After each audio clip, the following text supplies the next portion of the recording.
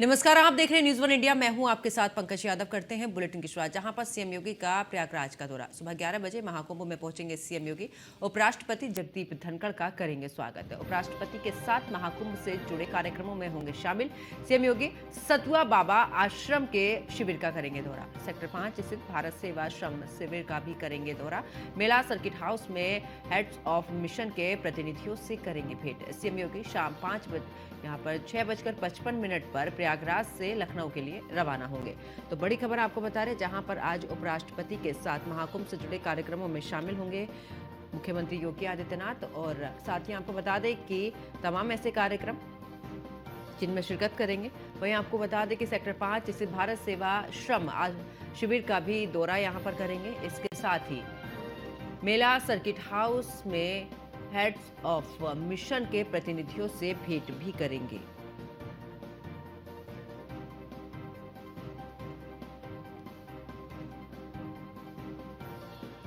तो सीएम योगी का प्रयागराज का दौरा आज, और आपको बता दें कि महत्वपूर्ण ये दौरा, और इस दौरान सुबह 11 बजे महाकुंभ में पहुंचेंगे सीएम योगी आदित्यनाथ। तो उपराष्ट्रपति जगदीप धनखड़ का करेंगे स्वागत। इसके अलावा आपको बता दें कि उपराष्ट्रपति के साथ महाकुंभ से जुड़े कार्यक्रमों में भी शामिल होंगे।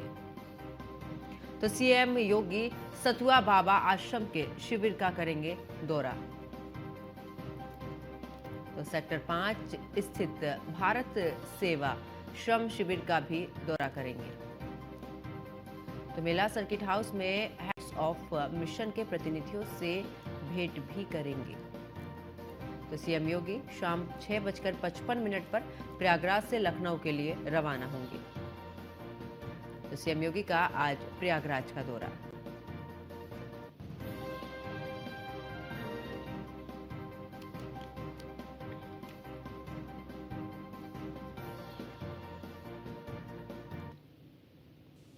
और खबरों में बात करते हैं प्रयागराज के, जहां पर महाकुंभ में आएंगे 73 देश के 116 राजदूत। आज अरेल में किया जाएगा भव्य स्वागत। अक्षय वट, सरस्वती कूप और हनुमान मंदिर का करेंगे दर्शन। तो बड़ी खबर, जहां पर महाकुंभ में यहां पर पहुंचेंगे और आज अरेल में किया जाएगा भव्य स्वागत। वहीं आपको बता दें कि अक्षय वट, सरस्वती कूप और हनुमान मंदिर का दर्शन भी करेंगे। तो प्रयागराज महाकुंभ में आएंगे 73 देश के 116 राजदूत, और ऐसे में आज अरेल में किया जाएगा उनका भव्य स्वागत। इसी के साथ आपको ये भी बता दें कि अक्षय वट, सरस्वती कूप और हनुमान मंदिर का भी दर्शन यहां पर करेंगे। तो आज महाकुंभ में आएंगे 73 देश के 116 राजदूत। तो आज अरेल में किया जाएगा भव्य स्वागत। तो बड़ी खबर आपको प्रयागराज से बता रहे हैं, जहां पर बता दें कि अक्षय वट, सरस्वती कूप और हनुमान मंदिर का दर्शन भी करेंगे। इसी के साथ प्रयागराज से खबर, महाकुंभ में आएंगे 73 देश के 116 राजदूत। तो आज अरेल में किया जाएगा भव्य स्वागत। तो अक्षय वट, सरस्वती कूप और हनुमान मंदिर का दर्शन भी करेंगे। तो प्रयागराज से खबर, जहां पर महाकुंभ में आएंगे 73 देश के 116 राजदूत। तो आज अरेल में किया जाएगा भव्य स्वागत। और आपको बता दें कि अक्षय वट, सरस्वती कूप और हनुमान मंदिर का करेंगे दर्शन। तो प्रयागराज से खबर, महाकुंभ में आएंगे 73 देश के 116 राजपूत, माफ कीजिएगा, राजदूत यहां पर पहुंचेंगे। और आज अरेल में किया जाएगा भव्य स्वागत। तो आपको बता दें कि यहां पर 116 राजदूत पहुंचेंगे। अक्षय वट, सरस्वती कूप और हनुमान मंदिर का भी दर्शन करेंगे। तो प्रयागराज से खबर, जहां पर महाकुंभ में आएंगे 73 देश के 116 राजदूत। तो आज अरेल में किया जाएगा उनका भव्य स्वागत। इसको लेकर तमाम तैयारियां भी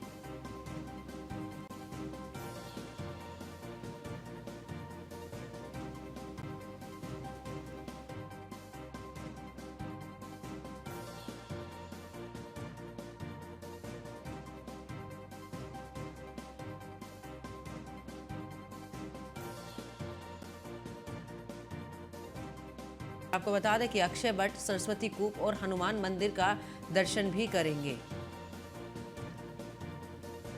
तो महाकुंभ में आएंगे 73 देश के 116 राजदूत। तो यहां पर आज अरेल में उनका भव्य स्वागत किया जाएगा।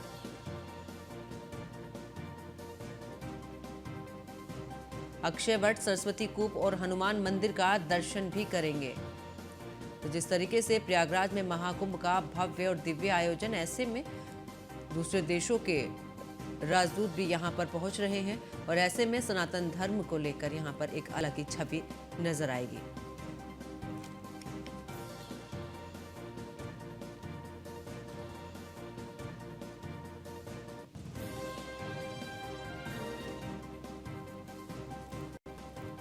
तो भारतीय संस्कृति की वो छवि यहाँ पर देखेंगे। ये 116 राजदूत जहाँ पर आज अरेल में किया जाएगा उनका भव्य स्वागत।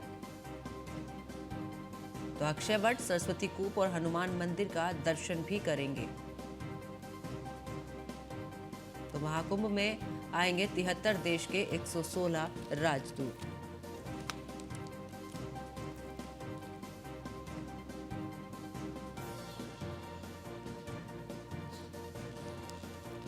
अक्षय वट, सरस्वती कूप और हनुमान मंदिर का दर्शन भी करेंगे।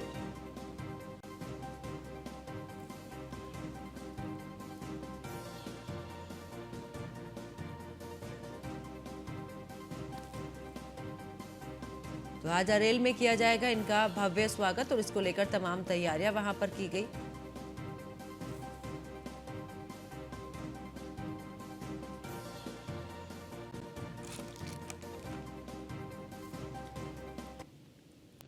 और ज्यादा जानकारी के लिए मोहसिन खान हमारे सहयोगी हमारे साथ में जुड़े हुए हैं, साथ ही राजेश कुमार भी हमारे सहयोगी हमारे साथ में जुड़े हैं। राजेश, आपके पास में आते हुए, क्योंकि 73 देश के 116 राजदूत महाकुंभ पहुंचेंगे, क्या कुछ तैयारियां उनको लेकर, क्योंकि लगातार देख रहे हैं कि विदेशों से भी श्रद्धालु यहां पर पहुंच रहे हैं और अब तो वीवीआईपी का आना भी। बिल्कुल पंकज, क्योंकि आज का दिन बेहद अहम है और चूंकि प्रयागराज में महाकुंभ में आज देश के उपराष्ट्रपति यहाँ पे आ रहे हैं और उनके साथ 73 देशों के जो राजनयिक होंगे वो भी उनके साथ मौजूद रहेंगे। सबसे पहले वो अरेल घाट पे यहाँ पे आएंगे और उसके बाद संगम में आस्था की डुबकी लगाने के बाद त्रिवेणी में ही पूजा पाठ करेंगे और उसके बाद उनका कार्यक्रम जो है वो, चूंकि अक्षय वट पे भी आएंगे वो, और उसके बाद बड़े हनुमान मंदिर का उनका वहाँ पे भी आएंगे, वहाँ भी पूजा अर्चना करेंगे। तो आज का दिन बेहद खास है, चूंकि देश के उपराष्ट्रपति का दौरा है। मुख्यमंत्री योगी आदित्यनाथ भी उनका वेलकम करने के लिए यहाँ पे मौजूद रहेंगे और सबसे बड़ी बात यह है कि 73 देशों के जो राजनयिक हैं वो भी यहाँ पे उनके साथ मौजूद रहेंगे, जो संगम में आस्था की डुबकी लगाएंगे। इसमें अमेरिका, जापान, नेपाल और कई देश हैं, जिसमें पड़ोसी देश भी हैं, यूरोपियन कंट्री के देश भी हैं और अलग अलग देशों के जो राजनयिक हैं वो यहाँ पे भारत की जो सनातन की शक्ति है उसको देखेंगे, उसको महसूस करेंगे, उसमें डुबकी लगाएंगे, उसको समझेंगे। और चूंकि इन दिनों प्रयागराज में लगातार जो भीड़ है श्रद्धालुओं की वो बढ़ रही है। मौनी अमावस्या पे भी बड़ी संख्या में श्रद्धालु यहाँ पे आए थे। अब 3 तारीख को चूंकि बसंत स्नान है, उस पर भी संभावना है कि कई करोड़ जो श्रद्धालु हैं वो यहाँ पे आ सकते हैं। उसी हिसाब से प्रशासन तैयारियां भी कर रहे हैं। खास बात यह है कि वीवीआईपी रूट के चलते अगर आम श्रद्धालु हैं उनको दिक्कत ना हो, इस बात का ख्याल भी रखा जा रहा है, ताकि एक संतुलन बना रहे कि उनकी यात्रा, उनका स्नान भी होता रहे और जो वीआईपी है, जो खास मेहमान है, उनको भी किसी तरह की दिक्कत ना हो। तो चाहे ट्रैफिक रूल्स हो, चाहे सड़कों के, चाहे वन वे करने की बात हो, चाहे कुछ रास्तों को रोकने की बात हो, कुछ रास्तों को वन वे करने की बात हो, हर तरह से प्रशासन पूरी तरह से अलर्ट है। सुरक्षा के भी पुख्ता इंतजाम किए गए हैं। कल से लगातार इस बात की रिहर्सल की जा रही है, प्रैक्टिस की जा रही है कि कहां से उनका काफिला निकलेगा और उस रास्ते का रूट क्या होगा। तो प्रशासन ने अपनी तैयारियां की है और आज चूंकि उपराष्ट्रपति जगदीश धनखड़ जो है वो यहाँ पहुंच रहे हैं 73 देशों के राजनयिकों के साथ। आज का दिन बेहद खास महाकुंभ के लिए, प्रयागराज के लिए। बिल्कुल, मैं वापस लौटूंगी राजेश आपके पास में। मोहसिन खान भी हमारे साथ में जुड़े हैं। मोहसिन, एक तरफ तो उपराष्ट्रपति भी पहुंच रहे हैं और ऐसे में देखिए बड़ी संख्या में श्रद्धालु वहां पर मौजूद हैं। विदेशों में अगर हम महाकुंभ की बात करें तो महाकुंभ को लेकर लगातार भारत ही नहीं, हम देख रहे हैं विदेशों से श्रद्धालु यहां पर आ रहे हैं, यानी कि वो डिजिटलीकरण जिसको लेकर फैसला लिया गया था, आज वो दुनिया के लिए आकर्षण का केंद्र बना हुआ है यहां पर महाकुंभ। देखिए बिल्कुल पंकज, जिसमें कोई दो राय नहीं है कि जो दिव्य भव्य और डिजिटल महाकुंभ है ये पूरी दुनिया के अंदर आकर्षण का केंद्र बना हुआ है। इसकी छटा केवल देश में ही नहीं बिखर रही बल्कि विदेशों में भी बिखर रही है। विदेशों से भी हजारों और लाखों की तादाद में यहाँ पर श्रद्धालु पहुँच रहे हैं और सनातनी परंपरा, सनातनी सोच से रूबरू हो रहे हैं। और सबसे बड़ी बात यह है कि जो विदेशी श्रद्धालु महाकुंभ में आ रहे हैं वो सीधा अखाड़ों में पहुँचते हैं और अखाड़ों में जाने के बाद में अखाड़ों का क्या महत्व है, अखाड़ों का क्या आध्यात्मिक महत्व है और आस्था अखाड़े बनते हैं और किस तरह से आदिकाल में आदि शंकराचार्य जी ने अखाड़ों की स्थापना की थी, इन सब की संस्कृति से वो आचरण होता है। तो ऐसे में आप ये समझिए कि जो पाश्चात्य संस्कृति के रचे बसे लोग हैं वो आज सनातनी परंपरा में रंग बस गए हैं। वो उसी तरह का पहनावा, उसी तरह का जो है पहनावा धारण कर रहे हैं जो हिंदुस्तानी संस्कृति और हिंदुस्तानी विरासत को दर्शाता है। दूसरी बात यह है कि आज जो है 73 देशों के राजनयिक महाकुंभ पे पहुंच रहे हैं और 2019 में जब अर्धकुंभ हुआ था तब भी 73 देशों के राजनयिक यहाँ पर पहुंचे थे। आप ये समझिए कि आज जब राजनयिक महाकुंभ में होंगे और तीर्थराज नगरी प्रयागराज में आज वो पावन धरा पर होंगे जहां पर कि ब्रह्मा जी ने सबसे बड़ा यज्ञ किया था। और कहते भी हैं कि प्रयागराज की 1 इंच भूमि भी ऐसी नहीं है जहां पर कोई यज्ञ ना होता हो। कभी यहाँ यज्ञ होता है, कभी कहीं यज्ञ होता है, जहां पर आज राजनयिक पहुंचेंगे। और यहां से एक बहुत बड़ा संदेश न केवल देश के अंदर बल्कि विदेशों के अंदर भी जाएगा कि इतना बड़ा धार्मिक आयोजन जहां करोड़ों की संख्या में श्रद्धालु पहुंचते हैं कि वहां का मैनेजमेंट उत्तर प्रदेश की योगी आदित्यनाथ की सरकार और मुख्यमंत्री योगी आदित्यनाथ ने पूरा संदेश यहां से जाने वाला है। तकरीबन 11 बजे जो है वो राजनयिक का प्रतिनिधिमंडल प्रयागराज में पहुंचेगा और सबसे पहले अरेल घाट में वो अपने अपने देश है उन पताका फहराएंगे और उसके बाद में संगम तट पर वो आस्था की डुबकी लगाएंगे और उसके बाद मंदिर के बाद फिर अखाड़ा क्षेत्र में जाएंगे, यानी कि महाकुंभ अखाड़ा सेक्टर में जाने के बाद में जो 13 अखाड़े हैं उन अखाड़ों की संस्कृति से रूबरू होंगे। और इसके साथ ही साथ उपराष्ट्रपति जगदीप धनखड़ दोपहर 11:45 पर प्रयागराज में पहुंचेंगे और वो सबसे पहले आस्था की डुबकी लगाएंगे और उसके बाद उनके भी कई अलग अलग कार्यक्रम होंगे। और उनकी अगवानी करने के लिए, राजनयिकों की अगवानी करने के लिए मुख्यमंत्री योगी आदित्यनाथ दोपहर 11 बजे ठीक प्रयागराज पहुंच जाएंगे और वो आने से पहले जो है तमाम तैयारियों की समीक्षा करेंगे और समीक्षा करने के बाद वो सभी राजनयिकों का अभिनंदन करेंगे। उपराष्ट्रपति जगदीप धनखड़ का स्वागत करेंगे और उसके बाद में अलग अलग कार्यक्रम है। और जहां तक की बात है उपराष्ट्रपति जगदीप धनखड़ की, तो वो दोपहर में तकरीबन 4:45 पर वापस दिल्ली के लिए रवाना हो जाएंगे, जबकि मुख्यमंत्री के उसके बाद में 2 कार्यक्रम रहेंगे। सेक्टर 21 और सेक्टर 5 में कार्यक्रम रहेंगे। वहां पर कार्यक्रम संपन्न करने के बाद तकरीबन 6:45 पर शाम में मुख्यमंत्री योगी आदित्यनाथ वापस जाएंगे। तो कुल मिलाकर विरासत की जो महाकुंभ 2025 से निकलने वाली तस्वीर है वो विदेशी धरती पर भी रच बस जाएगी और विदेशी धरती पर भी सनातन का जो ध्वज है और सनातन की जो पताका है वो पूरे शिरोमणि स्तर पर जाकर फहरेगी। और न केवल वहां से एक ऐसा संदेश जाएगा कि सनातनी सोच में जब आप एकजुट हो जाते हैं और सनातनी परंपरा के साथ रच बस जाते हैं तो आपके अंदर की वो धार्मिक आस्थाएं, वो धार्मिक मान्यताएं निश्चित तौर पर उफान पर आती हैं और वो इस तरह से महाकुंभ 2025 में उमड़ते हुए जनसैलाब के बीच में तब्दील होती हुई नजर आती है। तो कुल मिलाकर आज का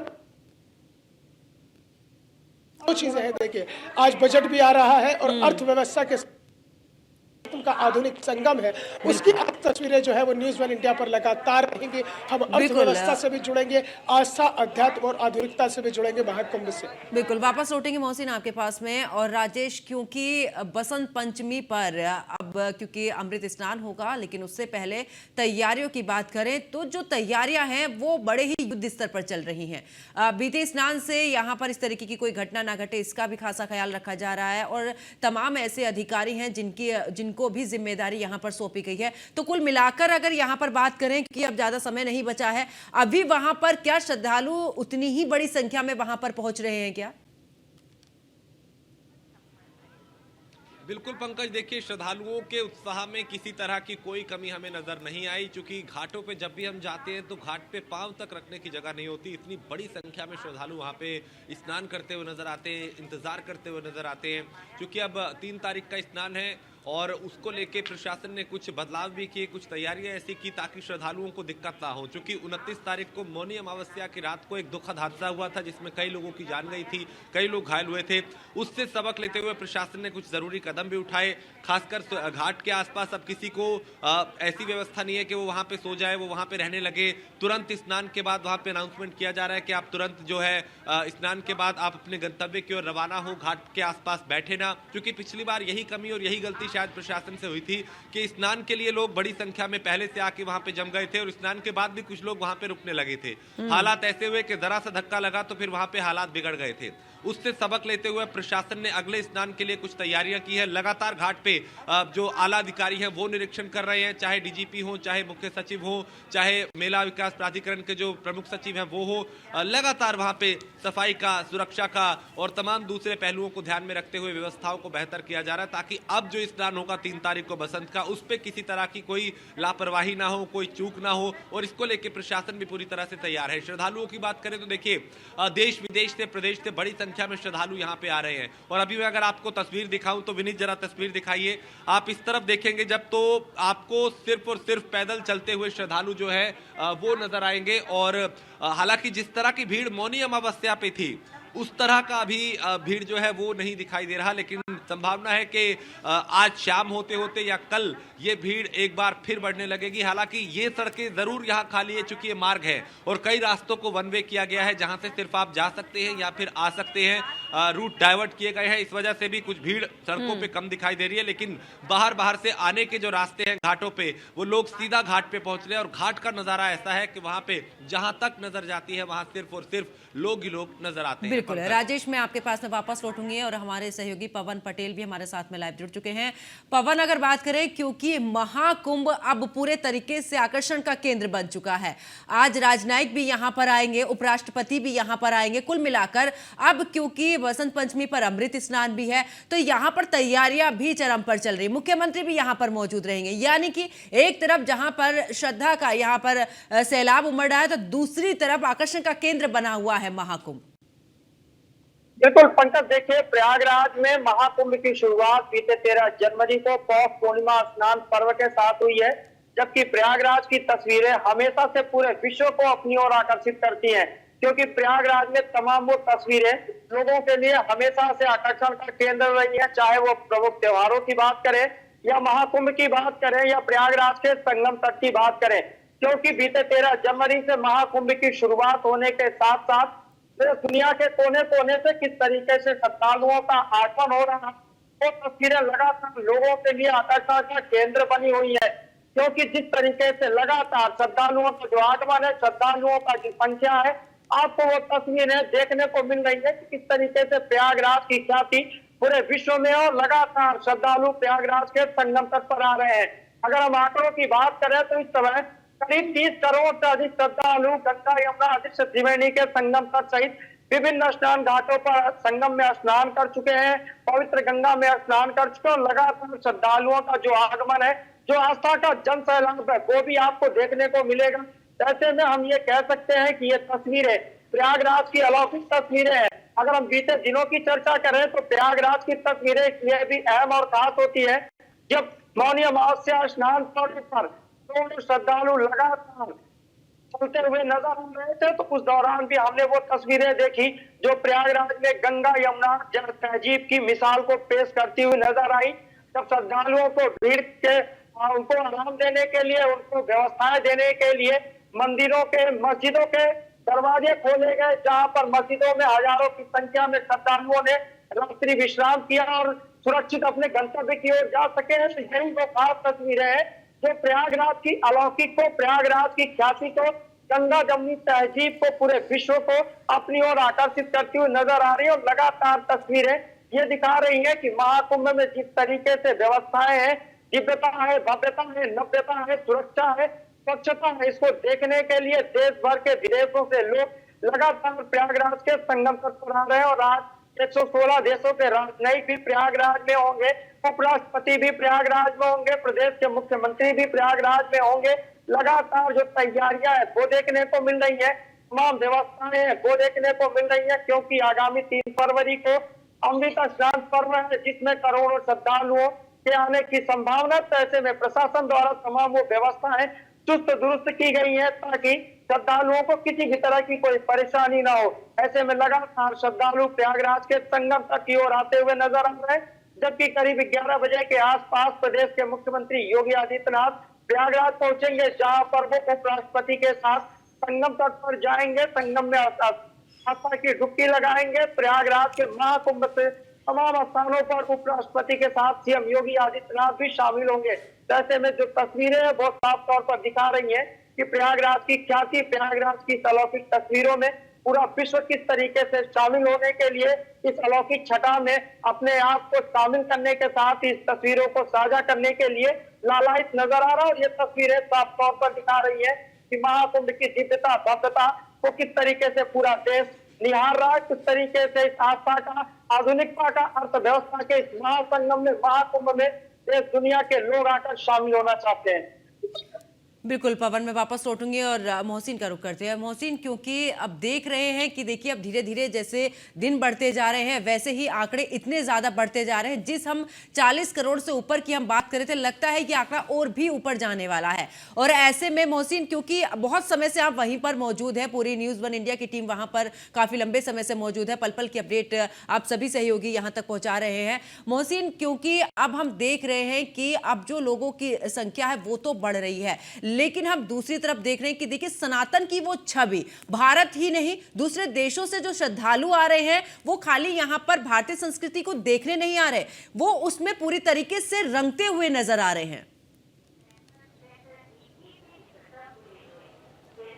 देखिए बिल्कुल पंकज, इसमें कोई दो राय नहीं है कि जैसे जैसे दिन आगे बढ़ेंगे तो श्रद्धालुओं की संख्या जो है लगातार बढ़ती चली जाएगी। आप ये लगा लीजिए कि अभी 3 फरवरी को बसंत पंचमी का भी अमृत स्नान हुआ भी नहीं है और श्रद्धालुओं की जो आस्था की डुबकी लगाने की संख्या है वो 30 करोड़ को पार कर गई है। और अनुमान ये लगाया जा रहा था कि 40 से 42 करोड़ जो है श्रद्धालु आस्था की डुबकी लगाएंगे। तो मुझे ऐसा लगता है कि जो अनुमानित आंकड़ा था उससे आगे ये आंकड़ा पहुंच जाएगा और 42 करोड़ की संख्या को भी पार कर जाएगा, क्योंकि अभी 3 फरवरी को अमृत स्नान के बाद 12 फरवरी को माघ पूर्णिमा और 26 फरवरी को महाशिवरात्रि का अभी विशेष स्नान बचता है। तो ऐसे में उस स्नान पर भी श्रद्धालु बड़ी संख्या में पहुंचेंगे, क्योंकि देखिए काफ़ी लोग ऐसे हैं जो अभी ये समझकर बैठे हैं कि जो अमृत स्नान है उस पर निश्चित तौर पर एक भारी भीड़ उमड़ती है और भारी आस्था का सैलाब उमड़ता है, तो लिहाजा वो थोड़ी सी भीड़ कम हो जाए तो फिर वो स्नान करने के लिए निकले, तो यानी कि ये संख्या 42 करोड़ को पार कर जाएगी। जहां तक कि आपका दूसरा सवाल था कि विदेशी जो श्रद्धालु है वो न केवल भारतीय संस्कृति को, सनातनी संस्कृति को जान रहे हैं बल्कि उसमें रच बस भी रहे हैं।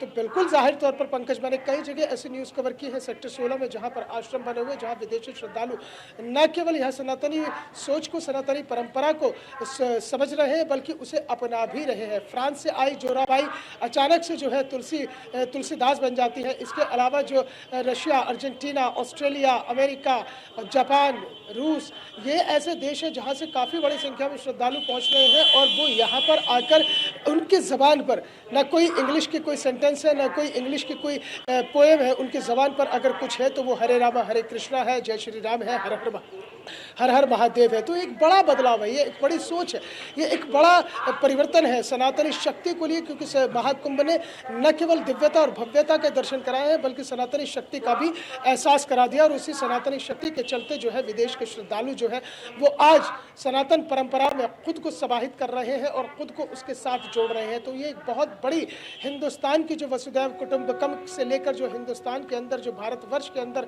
जो एक सोच रही है एक सामाजिक प्राणी के रूप में, क्योंकि समाज के बारे में जो सोचता है वो सनातनी होता है, समाज को जो दिशा देता है वो सनातनी होता है और समाज के साथ जो मिलकर चलता है वो सनातनी सोच के साथ जो साधु संत यहाँ पहुँचते हैं वो समाज को एक नई दिशा, एक नया परिवर्तन, एक दशा बदलने का काम करते हैं। और वही सनातनी परंपरा जो आज सर्वोच्च स्थान से निकलकर शिरोमणि के स्थान पर आज सुशोभित हो रही है। और निश्चित तौर पर जिस तरह से मुख्यमंत्री योगी आदित्यनाथ ने बहुत पहले कहा था कि बटेंगे तो कटेंगे, एक रहेंगे तो सेफ रहेंगे, उसका असर भी महाकुंभ 2025 में दिखाई दे रहा है। लोगों की एकजुटता, सनातनियों की एकजुटता एकजुटता ये दर्शा रही है कि आने वाला जो वक्त है वो सनातन का है, और सनातन न कभी विलुप्त हुआ है न कभी विलुप्त होगा। सनातन हमेशा से सर्वोपरि स्थान से जो है समाज को एक नई दिशा देता रहेगा, एक नया परिवर्तन देता रहेगा, और ये परिवर्तन की लहर 7 समंदर पार विदेशी धरतियों पर भी आज लहरा रही है। तो ये भारतवर्ष की एक बहुत बड़ी एक जीत है, एक बहुत बड़ा संदेश है भारतवर्ष के, न केवल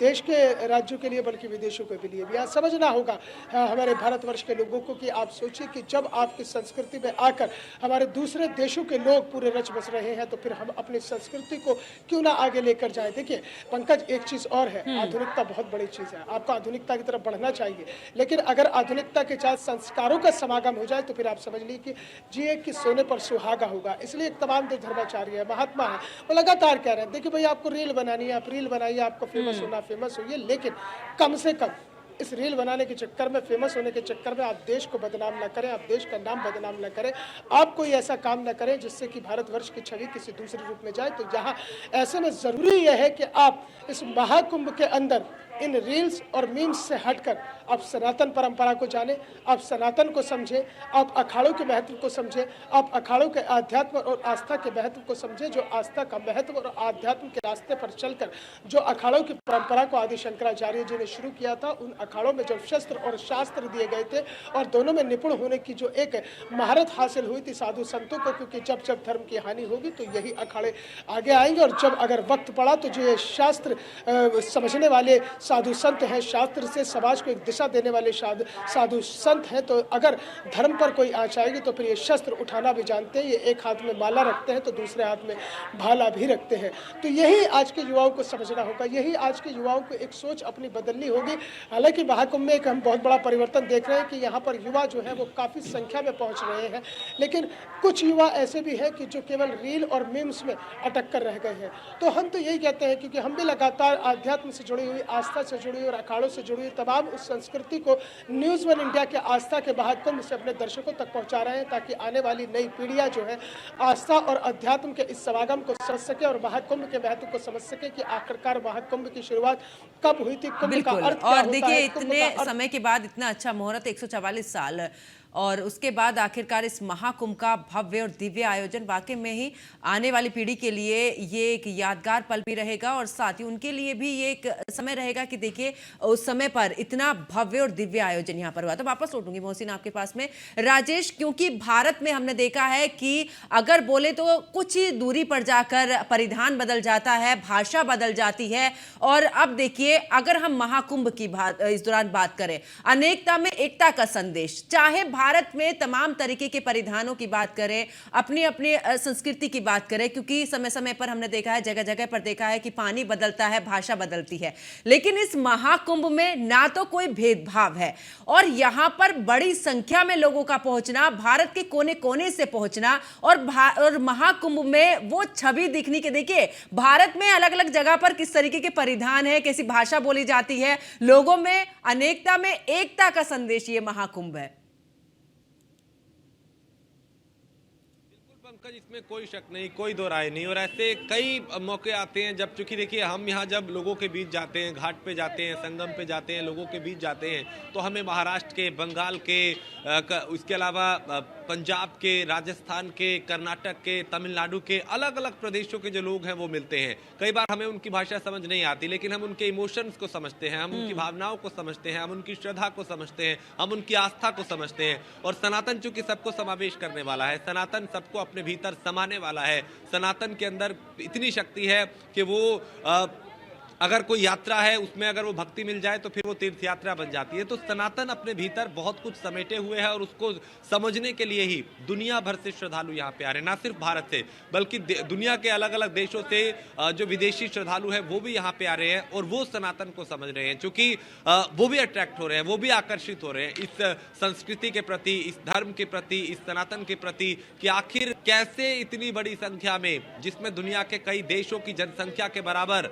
वो एक ही जगह पे है, संगम में डुबकी लगा रही है, आस्था की डुबकी लगा रही है, वो इसे समझना चाहते हैं, शोध करना चाहते हैं, और कई विश्वविद्यालय हैं जो इस पे शोध करते हैं, कई तरह की चीजें होती हैं। लेकिन बड़ी बात ये कि वाकई यहाँ पे हर प्रदेश की संस्कृति, लोग, भाषा, अलग अलग भाषाओं के जो लोग हैं वो यहाँ पे हैं। कोई गीत गाता हुआ नजर आता है, कोई भजन गाता हुआ नजर आता है, कोई अपने इमोशन को जाहिर करता हुआ नजर आता है। भाषा उनकी भले ही कई बार समझ ना आए, लेकिन उनकी भावनाएं समझ आती है। तो यहाँ पे हर तरह के रंग है, हर तरह की संस्कृति है, हर तरह की झलक है, हर तरह के श्रद्धालु है, और अपने आप में बहुत कुछ और बहुत बड़े बड़े संदेश ये महाकुंभ दे रहा है, जो अब तक का सबसे, चूंकि आंकड़े कई टूट चुके हैं, इतनी बड़ी संख्या में श्रद्धालु पहुंच रहे हैं। व्यवस्थाओं को लेकर लोग कह रहे हैं कि हम उससे संतुष्ट हैं, किसी तरह की कोई दिक्कत नहीं।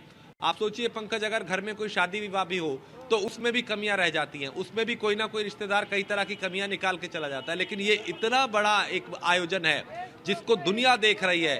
इसरो ने सैटेलाइट के जरिए जो तस्वीरें साझा की वो अपने आप में देखने लायक थी। इसके अलावा दुनिया ने देख रही है कि कैसे भारत, उत्तर प्रदेश, प्रयागराज इस वक्त आस्था का केंद्र बना हुआ है, और दुनिया भर के जो लोग हैं वो देख रहे हैं कि कैसे इतना बड़ा आयोजन सफलतापूर्वक यहाँ पे करवाया जा रहा है। और क्योंकि इतनी बड़ी संख्या है कि दुनिया के कई देशों की जनसंख्या से भी ऊपर यह आंकड़ा जा रहा है, लेकिन एक जगह पे इतने ही लोग मौजूद हैं जो बता रहे हैं कि ये सनातन की शक्ति है। पंकज। बिल्कुल राजेश, मैं वापस लौटूंगी। और पवन, क्योंकि अभी जिस तरीके से बात कर रहे हैं भारत के कल्चर को लेकर, और वो इस महाकुंभ में नजर आ रहा है। देखिए, भारत के चारों कोने, यानी कि अगर हम बात करें अखाड़ों की, तो यहाँ पर वो चारों, वो उस दिशा के चारों दिशा, जिस तरीके से भारत में यहाँ पर शंकराचार्य हैं, और ऐसे में अगर हम अखाड़ों की बात करें, जिन अखाड़ों की छवि देखने के लिए लोग इतने ज्यादा उत्सुक रहते हैं, उस 12 साल का इंतजार करते हैं, और जब 144 साल के बाद इस भव्य आयोजन का यहाँ पर हुआ है और तमाम अखाड़े यहाँ पर हैं, भारतीय संस्कृति की वो छवि जो कि हमेशा से कहलाती है कि भारत ऋषि मुनियों की धरती रही है, वो छवि यहाँ पर नजर आ रही है। पंकज, देखिए, जैसा कि हम बीते दिनों पूर्व भी हम देख चुके हैं या हम देख रहे हैं, अमृत स्नान में अखाड़ों के जो पूज्य साधु संत है, जो नागासी हैं, वो किस तरीके से माँ गंगा की गोद में पहुंचना चाहते हैं, माँ गंगा की गोद में जाकर डुबकी लगाकर उनके आगोश में समाना चाहते हैं। वो तस्वीरें अपने आप में दिव्य होती हैं, क्योंकि कई ऐसे साधु संत महात्मा या सन्यासी हैं जो 12 साल का इंतजार करते हैं कि जब तो अमृत स्नान की बेला है तो वो स्नान करें। कई तो ऐसे भी साधु संत हैं जो 12 वर्ष स्नान ही नहीं करते हैं, और उसी अमृत स्नान पर्व का, उसी अमृत स्नान के दिव्य वक्त का इंतजार करते हैं। तो ये अखाड़ों के जो पूज्य साधु संत हैं, वो किस तरीके से उनके अंदर माँ गंगा को लेकर रास्ता है, किस तरीके से वो इस अमृत स्नान की बेला में स्नान करना चाहते हैं, वो तस्वीरें अपने आप में दिव्य होती है, अलौकिक होती है। क्योंकि ये वही दिव्य पल होते हैं जब लाखों करोड़ों श्रद्धालु इंतजार करते हैं कि ये जब साधु संत उसी रास्ते से गुजरे तो वहां की मिट्टी को उठाकर लोग अपने माथे पर लगाएं।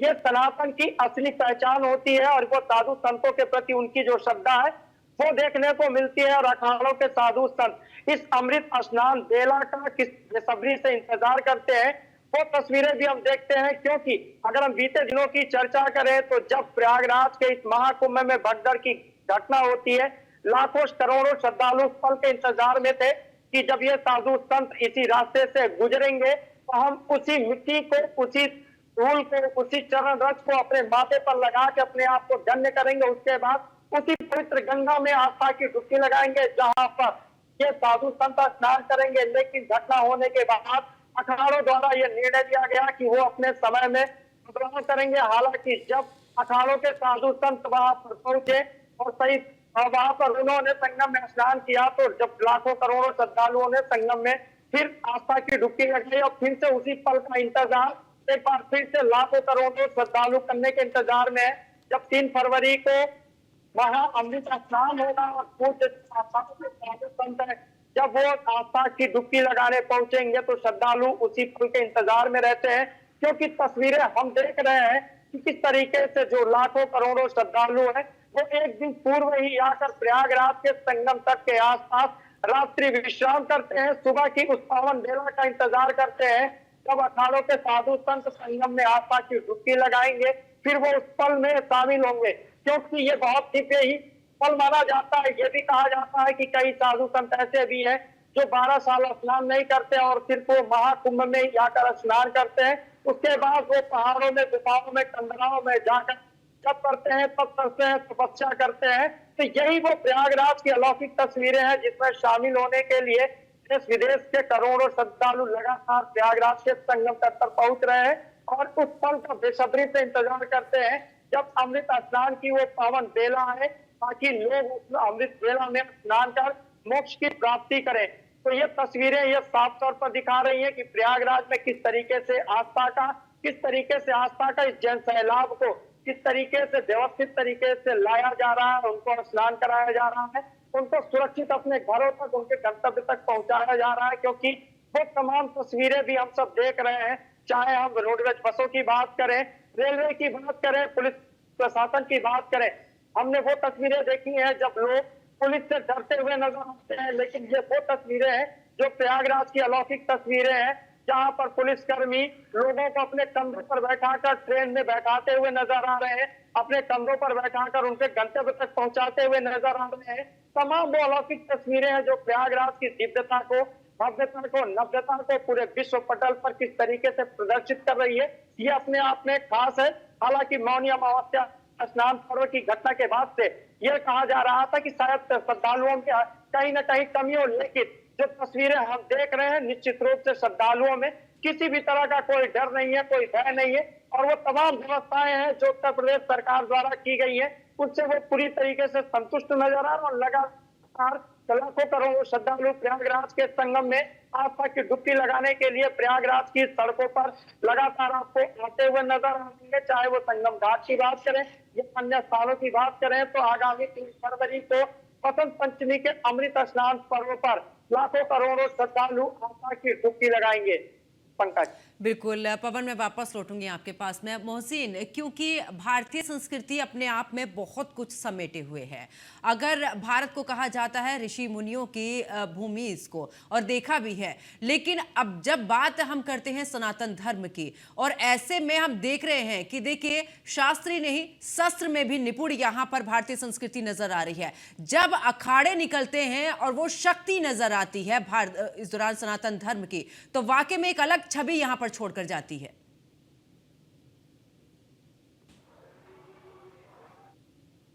बिल्कुल जाहिर तौर पर पंकज, जैसा आपने कहा है कि इस देश को ऋषि मुनियों का देश कहा जाता है, और अगर आपको सनातन की परंपरा को समझना है, आपको सनातन धर्म की शक्ति को समझना है, तो आप महर्षि कश्यप की कर्म भूमि और जगतगुरु शंकराचार्य की तपोभूमि जो सदा सदा से भारत का अंग रहा है, कश्मीर की उस घाटी से समझ सकते हैं जहाँ से ये सारी परंपरा शुरू होती है। और कहते भी हैं कि कश्मीर से लेकर कन्याकुमारी तक लगातार जो एक छटा बिखरी हुई है भारतीय संस्कृति की, धर्म की, तो वो एक अपनी एक अलग ही और एक अलौकिक छवि को निहारती है, अलौकिक छवि को पूरी दुनिया के अंदर प्रदर्शित करती है। और अमृत स्नान करने के लिए जब अखाड़े निकलते हैं तो निश्चित रूप से बड़ा इंद्रधनुष्य छटा बिखेरता हुआ दृश्य होता है, बड़ा अलौकिक दृश्य होता है। क्योंकि सुबह के वक्त में ही सबसे अखाड़े स्नान करने के लिए निकलते हैं, उनका क्रमवार स्नान होता है, और क्रमवार स्नान के आधार पर ही अखाड़े जो है प्रस्थान करते हैं त्रिवेणी घाट के लिए। तो आप ये समझिए कि जो नागा सन्यासी हैं, साधु संत हैं, जब वो स्नान करने के लिए प्रस्थान करते हैं तो वो ऐसे दौड़ के चलते हैं, इतनी खुशी उनके चेहरे पर होती है, ऐसा लगता है कि एक व्याकुल बच्चा, एक अपनी माँ से बिछड़ा हुआ बच्चा बरसों बाद अपनी माँ से मिलने जा रहा है। उसी व्याकुलता के साथ वो तमाम साधु संत, तमाम नागा सन्यासी त्रिवेणी घाट की तरफ बढ़ते हैं और माँ गंगा के आचमन में जाकर इस तरह से अटखेलियाँ करते हैं जैसे कि एक छोटा अबोध बालक अपनी माँ के साथ अटखेलियाँ करता, अपनी माँ की गोद में आने के बाद में जब वो खुशी से फूला नहीं समाता है। कुछ इसी तरह का दृश्य होता है। और उन अखाड़ों से निकलने हुए साधु संत और सन्यासियों और नागा सन्यासियों के चरण रज लेने के लिए जो है श्रद्धालुओं का एक बड़ा सैलाब उमड़ा हुआ होता है। हालांकि अखाड़ा स्नान मार्ग को पूरी तरह से नो मैंस लैंड में तब्दील कर दिया जाता है, यानी कि कोई भी आम श्रद्धालु वहां उनके बीच रास्तों में नहीं आएगा। और यही वजह है कि अखाड़ा स्नान मार्ग के आसपास में न केवल लकड़ियों की बल्ली लगाकर पूरी तरह से रास्तों को बंद किया गया, बल्कि उस पर लोहे की जाली भी लगाई गई है ताकि कोई भी बीच रास्ते में ना आ सके। हाँ, इतना जरूर है कि जब ये श्रद्धालुओं का पूरा सैलाब वहाँ पर उमड़ता है और उसके बाद जब अखाड़ा स्नान करने के लिए निकलते हैं और जब वो वहाँ से निकल जाते हैं, पहुँच जाते हैं त्रिवेणी घाट से स्नान करने के बाद वापस उनका आगमन अखाड़ों की तरफ होता है, तो फिर उनकी चरण रज लेने के लिए श्रद्धालु जो है उस रास्ते पर आते हैं और उनकी चरण रज लेकर अपने माथे पर लगाते हैं तो निश्चित रूप से हमने देखे हैं वो 2 अमृत स्नान, हालांकि मौनी अमावस्या अमृत स्नान पर जो है अखाड़ा जितने भी थे वो बिल्कुल सादा तरीके से निकले थे। हालांकि राजशाही अंदाज नजर आता है, ये अंदाज मकर संक्रांति पर देखने के लिए मिला था। और 3 फरवरी को बसंत पंचमी को लेकर विशेष तैयारियां अमृत स्नान को लेकर की जा रही है। स्वर्ण जड़ित जो रथ है उस पर आचार्य महामंडलेश्वर और महामंडलेश्वर सवार होंगे, तो निश्चित रूप से गाजो बाजू के साथ ढोल ताशे और नगाड़ों के साथ जो अमृत स्नान के लिए अखाड़ा जो है प्रस्थान करेंगे त्रिवेणी घाट के लिए, वो अपने आप में एक विहंगम दृश्य होगा, वो अपने आप में एक देखने लायक होगा। जो अखाड़ों से जुड़े हुए साधु संत हैं, अगर सन्यासी में पूरे सज धज कर पूरे राजशाही अंदाज में ठाट बाट के साथ वो पहुंचते हैं त्रिवेणी घाट पर और फिर माँ गंगा का आचमन करते हैं। क्रमवार तरीके से पूरा स्नान होगा और उसी स्नान को जो है, हालांकि देखिए पहले ये होता था कि जब अखाड़े स्नान करते थे तो वो पूरा जो है जितना भी वो इलाका है वो पूरे तरह से खाली रहता था, लेकिन इस बार श्रद्धालुओं को कोई दिक्कत ना हो तो एक विशेष इंतजाम ये है कि त्रिवेणी घाट को 2 हिस्सों में बांटा गया है। एक हिस्से में जो है अखाड़े स्नान कर रहे हैं और दूसरे हिस्से में आम श्रद्धालु स्नान कर रहे हैं। तो पंकज, मतलब इस तरह की जो तस्वीरें हैं वो केवल और केवल न्यूज़ वन इंडिया के आस्था के महाकुंभ में हम लगातार अपने दर्शकों तक पहुंचा रहे हैं। और 3 फरवरी को बसंत पंचमी के अमृत स्नान पर भी लगातार वो विहंगम दृश्य, वो अलौकिक दृश्य, वो इंद्रधनुष की छटा बिखेरता हुआ अमृत स्नान। बिल्कुल मोहसिन, मैं आपके पास तमाम वापस झलकियां हम लौटूंगी। अपने और दर्शकों देखिए राजेश हमारे साथ में जुड़े। राजेश, अगर बात करें, क्योंकि हमने देखा अभी पीछे जिस तरीके से हादसा हुआ, तो फिलहाल उस शानो शौकत से जो अखाड़े थे वो नहीं निकल पाए थे और वहां पर भी वो कुल सीमित संख्या में पहुंचे और स्नान किए और वापस आए। लेकिन अब क्योंकि यहाँ पर अमृत स्नान जब बसंत पंचमी पर होगा तो हम वो वाली छवि देखेंगे जिसको लेकर कि हर कोई इस दौरान उनकी आंखें तरसती हैं कि जब उस सनातन धर्म की जब अखाड़े निकलेंगे पूरी शानो शौकत के साथ में और वो नजारा देखने को मिलता है, वो वाकई में आस्था का वो जो केंद्र नजर आता है वो बिल्कुल यहां पर नजर आएगा। फिलहाल अभी वहां पर इसको लेकर क्या कुछ तैयारियां चल रही हैं अखाड़ों में? देखिए पंकज, चूंकि मौनी अमावस्या पे शाही स्नान था और सबसे बड़ा स्नान था और अखाड़ों की तैयारी थी कि उसको पूरे भव्य तरीके से अखाड़े जो है वो स्नान करने के लिए जाएंगे, लेकिन एक ऐसा दुखद हादसा हुआ जिसमें करीब 30 लोगों की मौत हुई और कई लोग घायल हुए। उसके बाद अखाड़ों ने तय किया कि वो सुबह ये खबर आई कि वो अभी स्नान नहीं करेंगे, वो स्नान को रद्द कर रहे हैं। तो उसके बाद ये हुआ कि भाई चूंकि आम लोग जो थे वो बड़ी संख्या में यहाँ पे पहुंचे थे, उनको किसी तरह की दिक्कत ना हो इसलिए ऐसा फैसला लिया गया था। लेकिन दोपहर होते होते अखाड़ों की बात हुई सिस्टम से, सरकार से, प्रशासन से, तो फिर ये हुआ कि हालात अब नियंत्रण में हैं, एकदम बिल्कुल संतुलित है और किसी तरह की कोई हालात ऐसे नहीं है कि भाई आपके स्नान करने से कोई भगदड़ हो सकती है। तो उन्होंने फिर तय किया कि हम स्नान करेंगे। तो 11 बजे के आसपास ये स्थिति साफ हो गई कि अखाड़े आज ही स्नान करेंगे, यानी मौनी अमावस्या के दिन पे। उसके बाद दोपहर 2 बजे अखाड़ों के आने का सिलसिला शुरू हुआ, लेकिन उतनी रौनक, उतनी शानो शौकत और उतना भव्य तरीके से वो नहीं आए जैसा हर बार हम देखते हैं। लेकिन अब चूंकि बसंत पे ये संभावना है कि इस बार पूरी तरह से जो अखाड़े हैं वो भव्यता के साथ यहाँ पे पहुंचेंगे स्नान के लिए और स्नान करते हुए नजर आएंगे। अब मैं कुछ आपको तस्वीरें पंकज इस तरफ की दिखाता हूँ, चूंकि अब श्रद्धालुओं की संख्या जो है वो बढ़ने लगी है और एक बार हम अपने दर्शकों को आंखों देखा हाल दिखाते हैं। और आपसे मैं ये गुजारिश भी करूंगा, आप अपनी टीम से, हमारी टीम से ये कहिए कि जो रिपोर्ट हमने दिखाई थी घाटों को लेके कि वहां की कैसी तैयारियां हैं, कैसा उत्साह है, कैसी भीड़ है, वो भी हम अपने दर्शकों को दिखाएं। आप वो चलवाइएगा अभी। लेकिन ये तस्वीरें आंखों देखा हाल जो है, पहले सीधी तस्वीरें आप देखिए, जो यहाँ पे श्रद्धालु जो हैं अब उनके पहुंचने का सिलसिला तेजी से बढ़ता जा रहा है। जैसे जैसे दिन आगे बढ़ता है, जैसे जैसे समय आगे बढ़ता है, वैसे वैसे यहाँ पे श्रद्धालुओं की संख्या जो है वो बढ़ने लगती है। कुछ लोग स्नान करके वापस लौट रहे हैं, कुछ लोग स्नान करने के लिए जा रहे हैं। ये वो रास्ता है जो संगम की तरफ जाता है और पूरी तरह से जो श्रद्धालु हैं वो भी काफी उत्साहित भी नजर आ रहे हैं और बड़ी संख्या में यहाँ पे श्रद्धालुओं को पहुंचने की जो सिलसिला है वो शुरू हो चुका है। अब चूंकि 3 तारीख का अमृत स्नान है, उसको लेकर तैयारियां की जा रही हैं। उसको लेकर प्रशासन ने कुछ बदलाव भी किए, कुछ रूट डाइवर्ट किए गए, कुछ रास्तों को वन वे किया गया है ताकि लोगों को असुविधा ना हो। कुछ वीवीआईपी रूट भी लगे हुए हैं, जैसा कि आज उपराष्ट्रपति जगदीप धनखड़ और मुख्यमंत्री योगी आदित्यनाथ भी यहाँ रहेंगे और उपराष्ट्रपति के साथ 73 देशों के राजनीतिक हैं वो भी यहाँ पे आस्था की डुबकी लगाएंगे। वो भी भारत की परंपरा, संस्कृति और सनातन को करीब से देखेंगे और समझेंगे और आस्था की डुबकी लगाएंगे। तो आज का दिन बेहद खास है। श्रद्धालुओं की संख्या भी बढ़ रही है, व्यवस्था भी स्नान को लेकर बेहतर की जा रही है। अखाड़े भी अब पूरी तरह से तैयार है, क्योंकि मौनी अमावस्या के दिन जो हादसा हुआ उसको लेकर थोड़ी मायूसी अखाड़ों में भी देखी गई, लेकिन अब इस बार स्नान पे कुछ बड़ा और कुछ भव्य दिखाई देगा। बिल्कुल राजेश, वापस लौटूंगी। और मोहसिन, क्योंकि सुरक्षा व्यवस्था तो कड़ी कर दी गई है अब, क्योंकि हमने जब बीते समय पर यह हादसा देखा, ऐसे में 7 लेयर सिक्योरिटी महाकुंभ में अपने आप में मायने रखती है। देखिए बड़ी संख्या वहां पर, और जब सिक्योरिटी की बात आती है, सिक्योरिटी में ऐसे में बड़ी चुनौती होती है प्रशासन के लिए, लेकिन बिल्कुल प्रशासन हर एक जगह पर मुस्तैद नजर आ रहा है। अगर यहां पर मेडिकल सुविधाओं की बात करें, उसको भी बेहतर कर दिया गया है।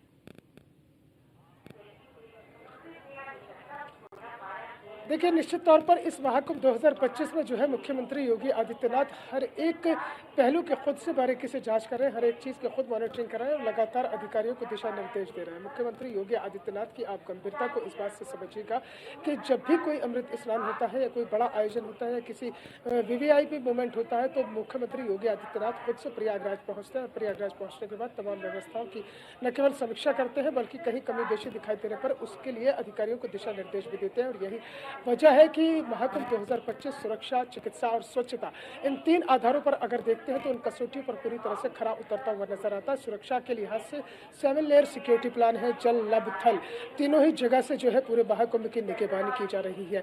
अगर हम बात करते हैं ग्राउंड लेवल पर, तो यहाँ पर पुलिस, पीएससी के अलावा जो है एनएसजी कमांडो, एटीएस कमांडो के साथ साथ जो है लोकल इंटेलिजेंस यूनिट के साथ साथ जो तमाम एजेंसियां हैं, सुरक्षा एजेंसियां हैं, उन्हें यहाँ पर तैनात किया गया। और सबसे बड़ी बात यह एक एक्सक्लूसिव जानकारी हम अपने दर्शकों तक पहुंचा दें कि जब ये मौनी अमावस्या पर जब ये हादसा हुआ था, उसके बाद में जो है बीएसएफ, आईटीबीपी और इसके अलावा जो अन्य फोर्सेस हैं, उनके जो लोकल जवान हैं, यानी कि जो प्रयागराज और आसपास के ज़िलों के रहने वाले लोग हैं और वो फोर्सेस में तैनात हैं और वो अलग अलग फोर्सेस में अपनी सेवाएं दे रहे हैं, उन सबको एक अहम जिम्मेदारी दी गई और सभी साधुओं के भेष में पूरे महाकुंभ में घूम रहे हैं और उस महाकुंभ में जो है वो तमाम व्यवस्थाओं का जायजा ले रहे हैं। अगर आप उन्हें देखेंगे तो आप समझ नहीं पाएंगे कि ये साधु हैं या फिर बीएसएफ के जवान हैं या आईटीबीपी के जवान हैं या इंडियन आर्मी के जवान हैं। बाकायदा वो उसी भेष में है, साधुओं के माथे पर त्रिपुंड लगाए हैं और बाकायदा जो है पूरी तरह से वही साधु का भेष धारण किया। और इसमें 2 अहम बातें दी गई हैं कि एक तो स्थानीय जवानों को तरजीह दी गई है, दूसरा कि अगर वो जो है ब्राह्मण जाति से आते हैं तो और ज़्यादा बेहतर है, क्योंकि उनकी जो भाषा शैली है, उनका जो बोलने का अंदाज है, वो बिल्कुल उसी तरह से रच बस जाता। तो ऐसे में जो ग्राउंड लेवल पर और भी सुरक्षा के पहलू है, उन्हें समझना बेहद आसान हो जाता है। पंकज जी, बात मैं इसलिए कह रहा हूँ कि कल मैं सेक्टर 16 में एक न्यूज़ कवरेज के लिए जा रहा था, तो मुझे वहाँ पर एक इसी तरह से मैंने एक शख्स को हाथ दिया और उनसे रोका, उनसे बातचीत की, तो बिल्कुल साधु के भेष में थे।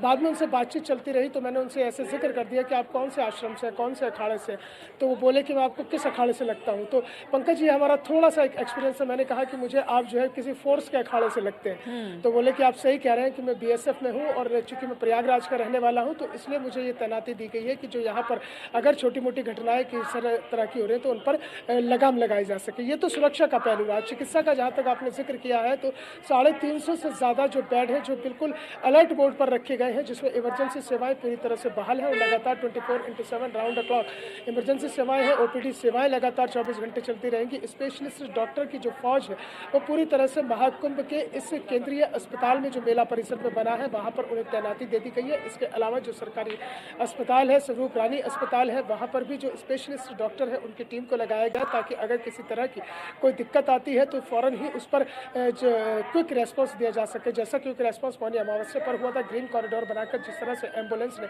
एक तत्परता दिखाई थी, वो निश्चित तौर पर उत्तर प्रदेश की चिकित्सा व्यवस्था, उत्तर प्रदेश की सुरक्षा व्यवस्था को वाकई ही उसकी एक ऐसी नज़ीर को पेश करती है जिसमें मुख्यमंत्री योगी आदित्यनाथ के इस मैनेजमेंट की यहाँ पहुँच रहे श्रद्धालु भी सराहना कर रहे हैं कि बहुत ही जल्दी तमाम मैनेजमेंट को अमली जामा पहनाया गया। और स्वच्छता की अगर बात करते हैं तो पंकज, आप महाकुंभ में जहाँ करोड़ों बिल्कुल, और ऐसे में सुरक्षा व्यवस्था कड़ी की गई है और वाकई में आज एक बड़ा दिन, क्योंकि मुख्यमंत्री भी पहुंच रहे हैं और उपराष्ट्रपति भी पहुंच रहे हैं, ऐसे में राजनायक भी वहां पर पहुंचे हैं। बहुत बहुत शुक्रिया मोहसिन हमारे साथ जुड़ने के लिए, और राजेश आपका भी बहुत बहुत शुक्रिया, और पवन पटेल हमारे सहयोगी आप भी हमारे साथ में जुड़े थे, आपका भी बहुत बहुत शुक्रिया। तो देखिए, महाकुंभ की महाकवरेज लगातार न्यूज़ 1 इंडिया पर जारी है और ऐसे में पल पल की अपडेट दे रहे हैं, क्योंकि अब बसंत पंचमी पर अमृत स्नान होगा, उसको लेकर सुरक्षा व्यवस्था कड़ी कर दी गई है। आज का दिन भी बेहद ही महत्वपूर्ण है क्योंकि मुख्यमंत्री भी पहुंच रहे हैं और ऐसे में आपको बता दें कि तमाम देशों के राजनायक भी पहुंच रहे हैं यहां पर आस्था के महाकुंभ में, और दूसरी तरफ की अगर बात करें तो यहां पर उपराष्ट्रपति भी पहुंच रहे हैं। तो ऐसे में सुरक्षा व्यवस्था तो कड़ी है, लेकिन आस्था का वो संगम और वहां पर श्रद्धालुओं का ये जमावड़ा वाकई में अपने आप में सनातन धर्म की तस्वीर को बयां कर रहा है। मेरे साथ फिलहाल इतना ही। आप देखते रहिए न्यूज़ 1 इंडिया। नमस्कार।